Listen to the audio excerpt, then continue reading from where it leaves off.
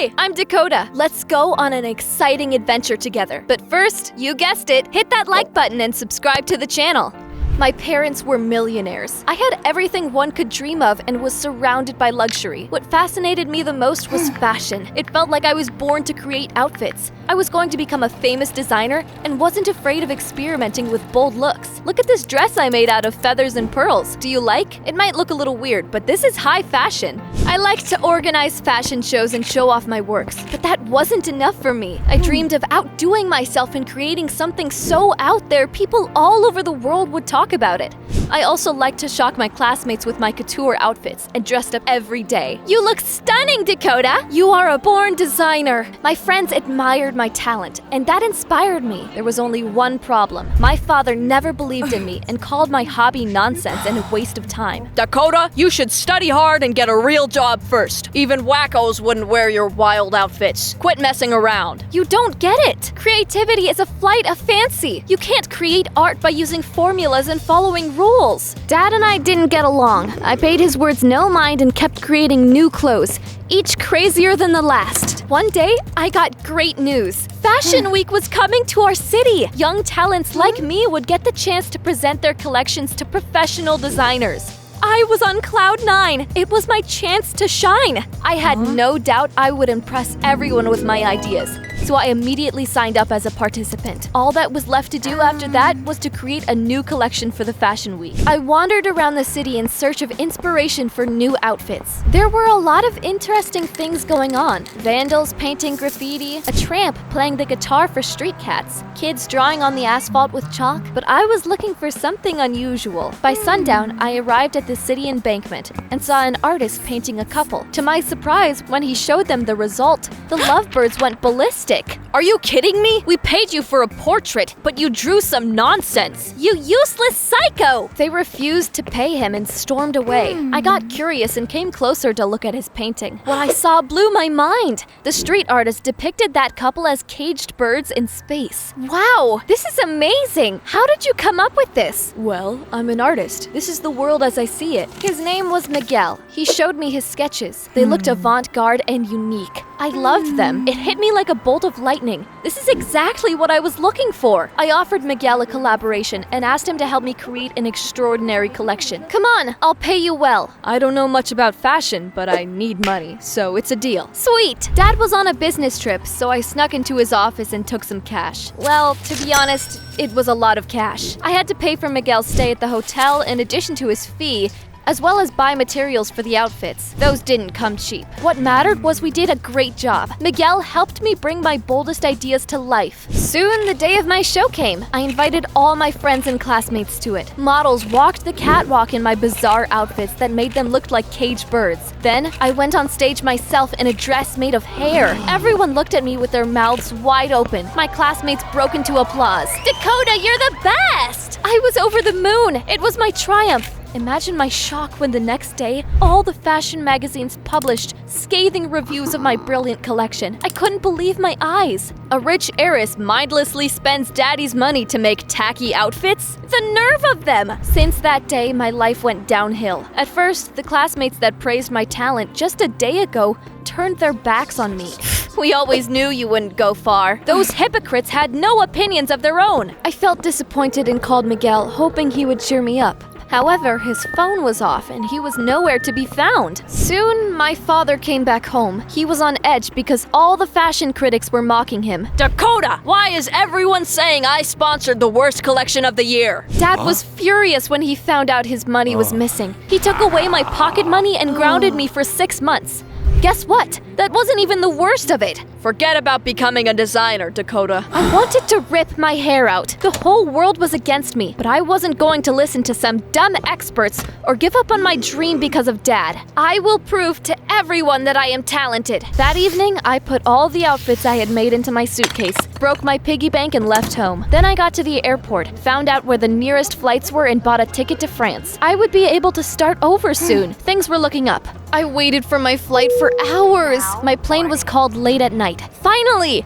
I could barely hold my eyes open when I boarded the plane. As soon as we took off, I was out like a light. I was drooling in my sleep when a stewardess woke me up the next morning and told me we had landed. Welcome to Naypyidaw. I skipped out of the airport and took my first full breath in weeks. My new life was starting. Bonjour, France. The passerbys gave me weird side eyes when they heard my words. My gut was telling me something was wrong. It didn't look like I was in France. I couldn't even read the signs around me. What language was that? Where was I? An old woman came up to me and politely explained that Naypyidaw was the capital of Myanmar. Oh, I screwed up. I came to the wrong country. I should have studied geography harder.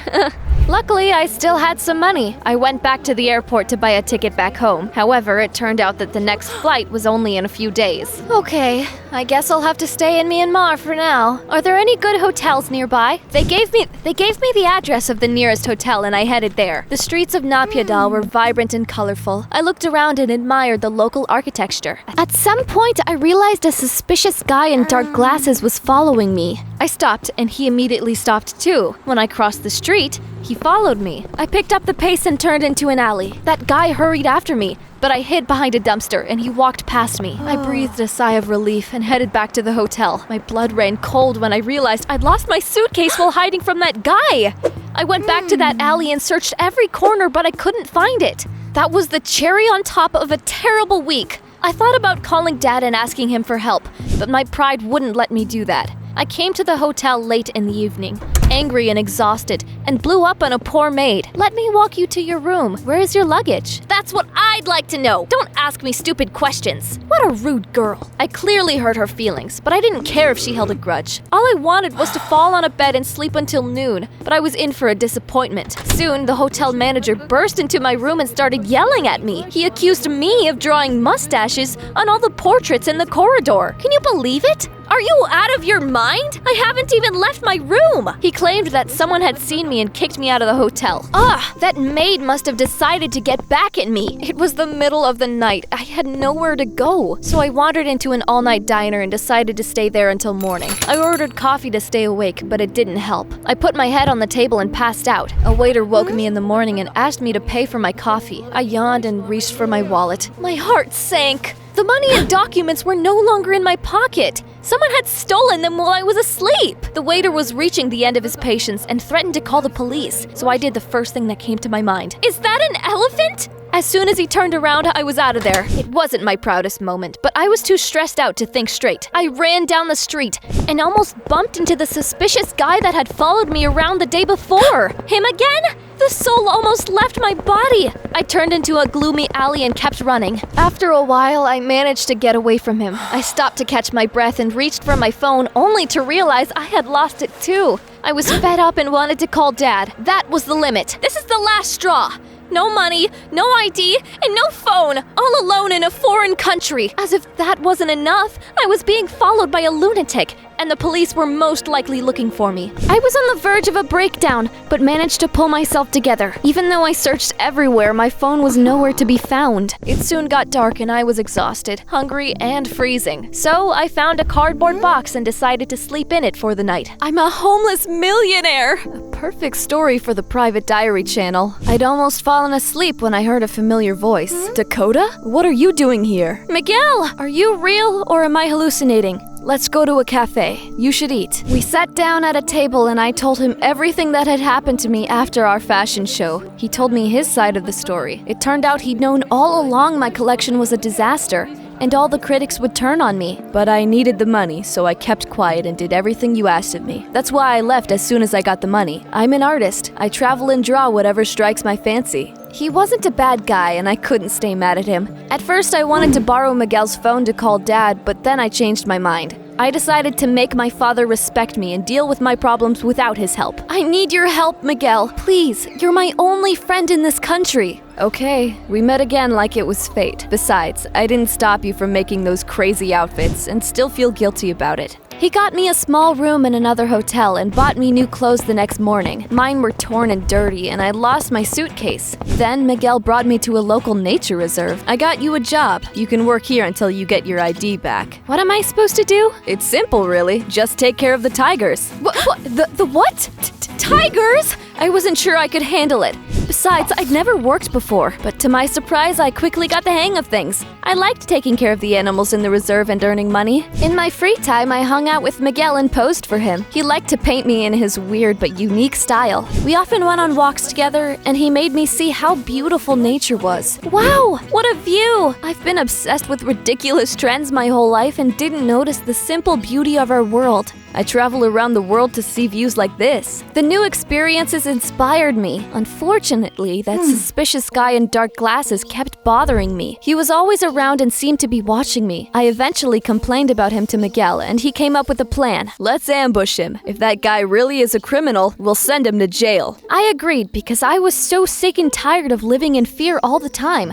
So, one evening, Miguel hid with his phone in the thicket, and I started to walk back and forth on a dark street. My stalker soon appeared. Miguel called the police, and I screamed at the top of my lungs, "Help! There's a creep here!" The cops immediately handcuffed that bastard. He tried to say he had done nothing wrong, but Miguel showed the cops a video of that guy following me. The scumbag was led away. My new modest life continued. I contemplated the beauty of nature and studied the local culture. Soon, I felt like a different person, and even thought about staying there forever. But one day, when I was working in the reserve, I heard someone call my name. Dakota! Dad, how did you find me? I've been watching over you this whole time. He admitted that he had seen me sneak out of the house and go to the airport, but hadn't stopped me because he thought a little stress would do me good. I hired a private detective to make sure you're okay. He followed you around and reported back to me. However, he suddenly broke off all contact with me, so I got worried and came here. So that suspicious guy was not a criminal after all. He'd just been spying on me for Dad. He shouldn't be in prison! We ran to the police station and told them it was all a misunderstanding. The private detective was released. That wasn't the last surprise that day. Dakota, I have all your things in my room. Come on, I'll give them back to you.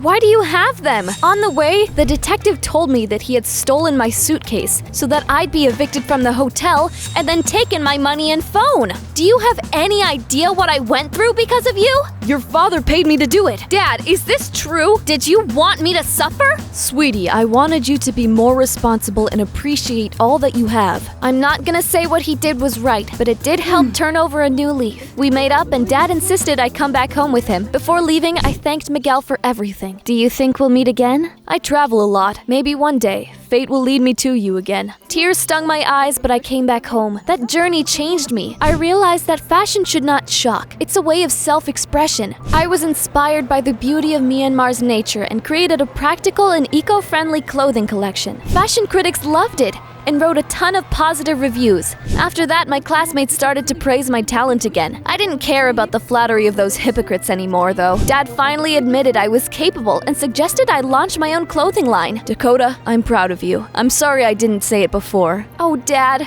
This means the world to me. One day I was sitting on the city embankment, admiring the sunset and thinking about Miguel. I missed him so much that I imagined him appearing out of nowhere and sitting down next to me. So, fate has brought us together again after all. Wait, are you real? Instead of answering, he leaned in and kissed me on the cheek. I beamed at him. You are real. I'm planning a new collection and need an artist with an unusual style. I think I know a guy. Haha.